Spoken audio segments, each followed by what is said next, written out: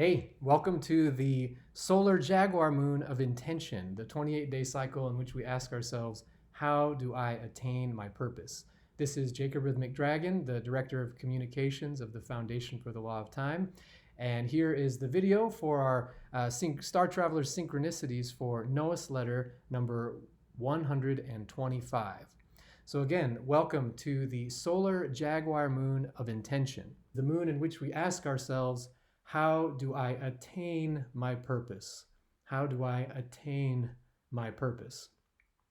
So as always, I would like to dive into the information for this moon, but first I'd like to remind us all that what our goal is here with the Noos-letter is to transmit a noospheric perspective, hence Noos-letter, play on words on the newsletter. A noospheric perspective tries to or aims to speak from the perspective of the whole planet within the context of its evolving consciousness in time and its evolving, say, time-space hologram.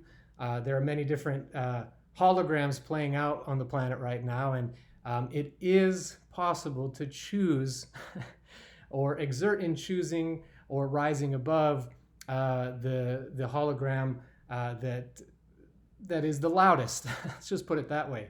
So there's a quote from the Book of the Time Space, Cosmic History Chronicles, Volume 5, that I wanted to share with you all today. A couple little sections. This is from Channel 2. The chapters in this book are all called channels, which makes it pretty cool. Channel 2, Noosphere, Time Space, and Memory. And it's in a section entitled Planetary Time Space. Here's the quote. Stars create their own time-space field. Within this field, evolutionary currents take their place in different stages of evolvement. Within the myriad of galaxies of cosmic order, there are innumerable different levels and stages of evolvement. The time-space is ever-changing within the matrix of evolvement. In fact, it exists for the purpose of evolvement. So, as many of the writings with regard to the 13 moon calendar speak to, say, the 1260 artificial timing frequency is something which is keeping, say, the time-space hologram stuck in a major rut. Keeps us, it blasts an artificial frequency, which is not only confusing, but maddening in its mechanistic inexorability. So, we keep repeating the same preconceived ideas, which then create the same problems, and around it goes. And since what happens to be evolving is a lot of the times machine, internet, and information technology, then say all of these root fundamental problems, which really come from the mind, just tend to repeat on a quicker basis.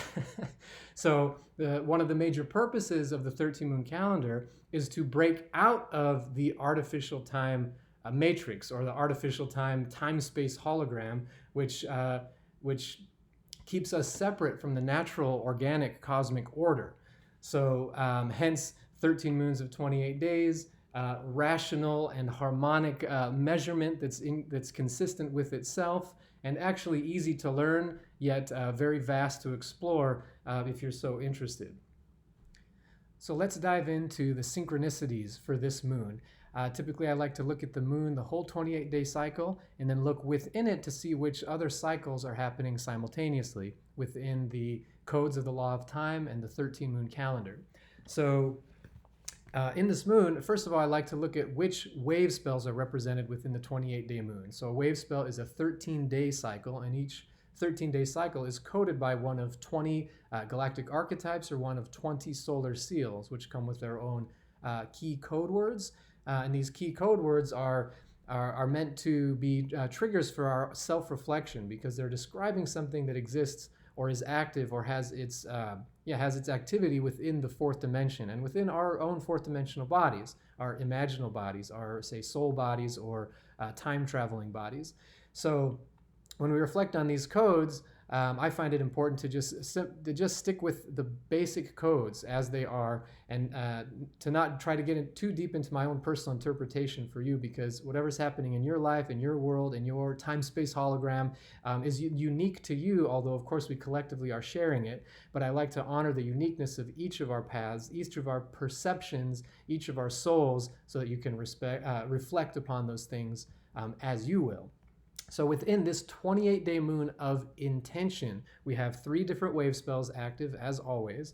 The first 10 days of this moon are the final 10 days of the Blue Eagle wave spell of vision. The first 10 days of this moon, the Blue Eagle wave spell of vision.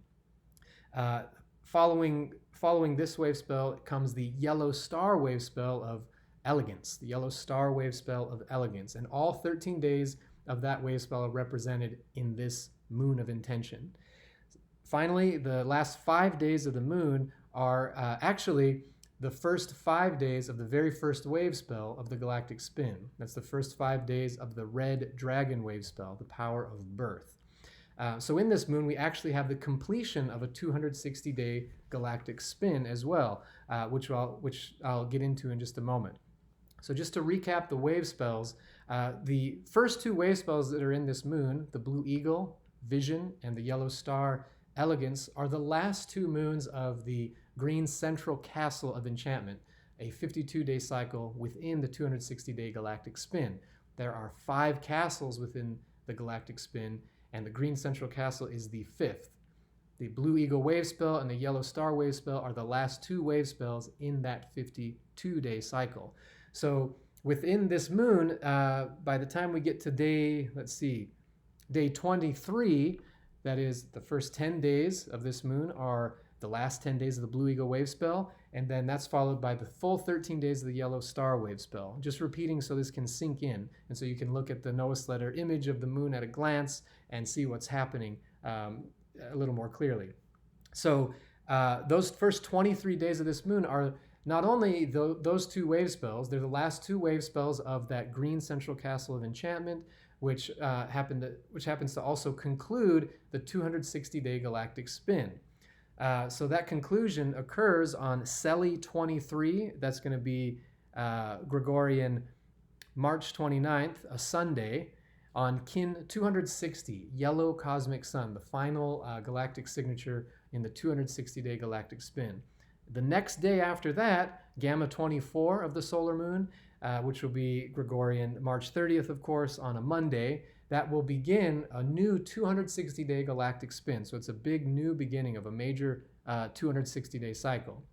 Now, 260 days, of course, is the approximate human gestation cycle from conception to birth.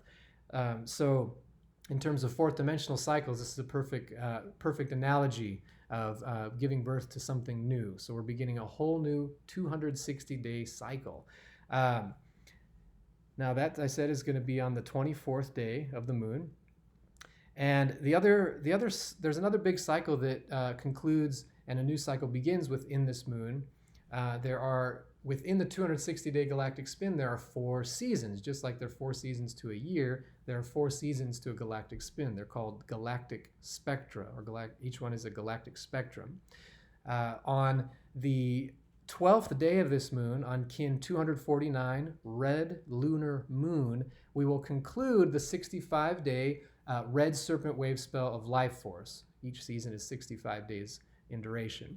So that will conclude the Red Serpent season of Life Force, and this is followed by the White Dog season of Love, the White Galactic Spectrum, or the White Northern Galactic Spectrum.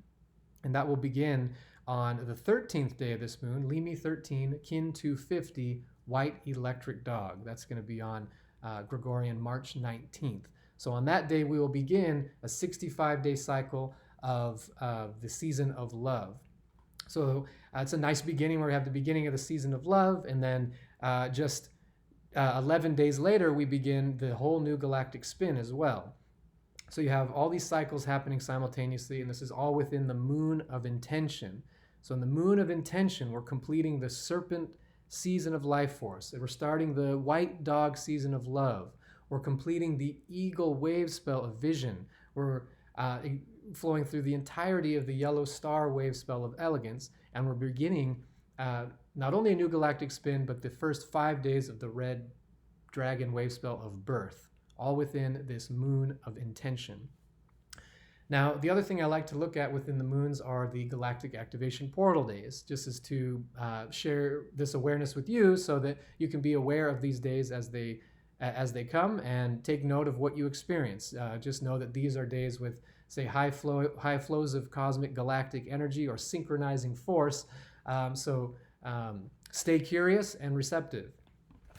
So the first galactic portal in this moon is on the second day of the moon, Celi 2, which will be Sunday, March 8th on the Gregorian calendar, and it's kin 239 Blue Overtone Storm, galactic activation portal. The next portal after that is exactly 2 days later. It is on Gregorian March 10th, Tuesday, and that's Kali 4 of the solar moon, kin 241 Red Resonant Dragon. Then after that you have 19 days with no galactic activation portals, and then you get to the very last day of the galactic spin, Yellow Cosmic Sun, for our third galactic activation portal this moon. And that is, of course, kin 260, Yellow Cosmic Sun. That is going to be on Celi 23 of the solar moon on Gregorian March 29th, Sunday. Okay, and then that's followed the very next day by our final galactic activation portal, the first day of the next spin, kin 1 Red Magnetic Dragon. This occurs on Gamma 24 of the solar moon, and it's on Gregorian March 30th, Monday. So there you have it for your galactic activation portals, your wave spells, the seasons, a whole new galactic spin starting for this moon. The other thing I'd like to share with you as well is just there's one Pakal clear sign this moon. It's kin 245 Red Spectral Serpent.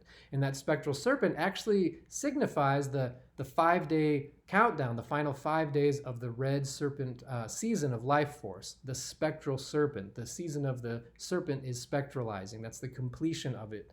The red spectral serpent calls forth the final 5 days of that cycle. So to know more about the Pakal clear signs, just go to lawoftime.org/clear signs, CLEARSIGNS, and that will explain to you a bit about these special 13 galactic signatures that appear around the outer edge of the sarcophagus lid of the Mayan time traveler and king and sage Pakal. So with that, I'd like to wish you the very best of solar moons, and may you be encouraged to lift up your own time-space hologram with love to yourself and others. See you next time.